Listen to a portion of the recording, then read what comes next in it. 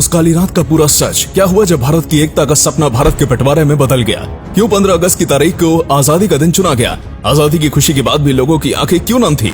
15 अगस्त एक यादगार दिन और एक कभी न भूल पाने वाली रात। 15 अगस्त 1947 की सुबह एक नई रोशनी और आजादी की किरण लेकर आई थी। लेकिन वहीं दूसरी ओर 14 अगस्त 1947 की रात उन काली रातों में से एक थी जो कभी भुलाई नहीं जा सकती। 15 अगस्त 1947 भारत का आजादी का दिन। उस वक्त लुई माउंटबेटन देश के वायसरॉय थे। ये वही शख्स थे जिन्होंने भारत की आजादी का दिन चुना, 15 अगस्त। लेकिन 15 अगस्त क्यों? क्या कुछ खास था 15 अगस्त की तारीख में?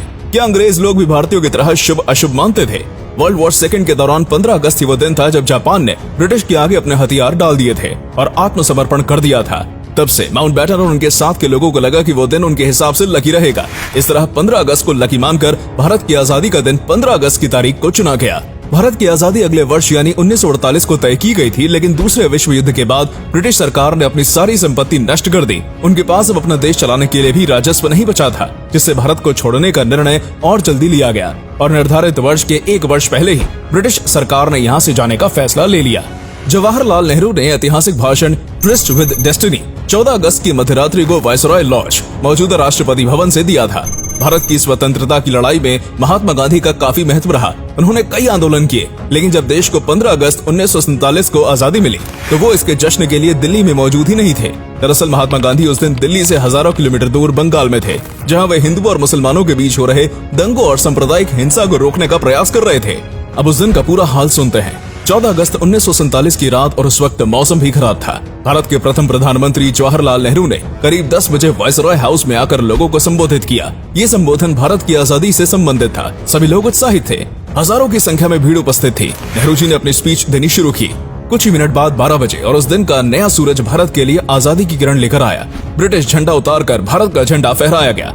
हालांकि हर स्वतंत्रता दिवस पर भारतीय प्रधानमंत्री लाल किले से झंडा फहराते हैं, लेकिन उस वक्त 15 अगस्त को नहीं बल्कि 16 अगस्त 1947 में नेहरू जी ने लाल किले से झंडा फहराया। ये लोकसभा सचिवालय के एक शोध पत्र के मुताबिक हुआ और न ही उस दिन राष्ट्रगान गाया गया, जबकि रविंद्रनाथ टैगोर राष्ट्रगान पहले ही 1911 में लिख चुके थे। वो इसलिए क्योंकि राष्ट्रगान को 1950 में लागू किया गया था। 15 अगस्त का दिन सभी के लिए खुशी का दिन था। इतने सालों से कर रहे अंग्रेजों की गुलामी से जो छुटकारा मिल गया था। आजादी के लिए लोगों ने क्या कुछ नहीं किया था। कितने ही लोग शहीद हो गए थे, कितने लोगों ने अपनों को खोया था, कितने वर्ष तक अंग्रेजों का जुल्म सहा था। अब जाकर वो दिन आया जिसका सभी को बेसब्री से इंतजार था। लेकिन इस खुशी में भी कहीं गम छुपा था, क्योंकि इस वक्त जहां सब आजादी को लेकर खुश थे, वहीं नेहरू जी और जिन्ना के बीच भारत और पाकिस्तान के बंटवारे का मुद्दा गरमाया हुआ था। सब जानते थे कि आजादी के बाद भारत 2 हिस्सों में बंट जाना है, जिसकी वजह से लोगों में निराशा थी। सिर्फ इतना ही नहीं, कहानी और भी दर्दनाक थी। आजादी के दिन के पहले से ही देश में दंगे शुरू हो गए थे। चारों तरफ देश के अपने ही लोग बुरी तरह आपस में लड़ रहे थे। कितने ही लोग इन दंगों में मारे गए और फिर 14 अगस्त की रात में भारत 2 हिस्सों में बंट गया। आधी आबादी पाकिस्तान चली गई और बाकी भारत के हिस्से में ही रही। इस खतरनाक हिंसा में फिर एक बार कई लोगों ने अपनों को खो दिया। जिन भी महान लोगों ने भारत की आजादी का सपना देखा होगा, जिन भी लोगों ने भारत के लिए लड़ाई लड़ी होगी, भारत की एकता का सपना देखा होगा, और उन्हें मिला क्या? भारत का खंडन। लेकिन वो सपना इस तरह से सच होगा ये कौन जानता था? ये काफी दुखद बात थी। उस एक ही दिन भारत से ब्रिटिशों के साथ साथ देश के अपने लोग भी विदा हुए। भारतीय लोग यूं ही मेहमान के आदर सत्कार में आगे नहीं माने जाते। भारतीयों ने ब्रिटिश सरकार को इस तरह विदा किया मानो वो यहाँ हमें शासन करने नहीं बल्कि मेहमान बनकर आए थे। अंग्रेजों को सम्मान के साथ भारत से विदा किया गया। भारत को अंग्रेजों से तो आजादी मिल गई थी, लेकिन भारत के अभी भी कुछ हिस्सों पर पुर्तगाली का राज था। इंडियन इंडिपेंडेंस एक्ट 1947 के जरिए अंग्रेजों ने अपने कब्जे की जमीन भारत को सौंप दी।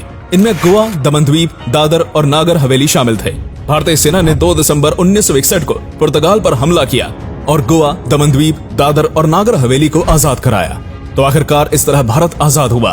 रातों रात ही देश का इतिहास बदल गया। कहते हैं कि हर चीज की कीमत चुकानी पड़ती है, तो शायद भारत की आजादी की कीमत भारत के बंटवारे ने चुकाई।